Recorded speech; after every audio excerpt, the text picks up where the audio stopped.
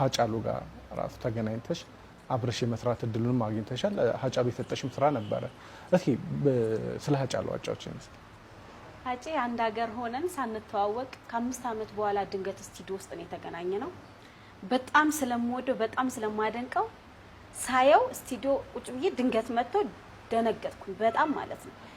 ከዛ ከመደንገጤ እሱም ተረዳኝና አባበለኝ ማለት የሆነ ነገር ተናነቀኝ አባብሎኝ ያለ ነው በቃ እኔ በጣም ማደንቀሽ ልጅ ነኝ ማለት ከጓደኞቹ ውስጥ ድምጼን ሰምቶ በጣም ያደንቀኛል ማለት ነው።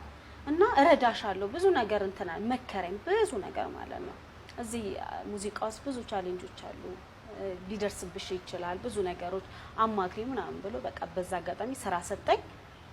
ከዛ እኔ እንጃ የዛን ቀን የተሰማኝ ስሜት እኔ አላውቅም። እንደዛም ሆኖ የናፈቀኝ እየወደድኩት የተራራቀ ማለት በጣም እፈራለሁ እሱ ጋር መቅረብ ማለት ነው። ካድንቆት የተነሳ ከሞዴል የተነሳ እንደዛው በቃ ጠፋብኝ።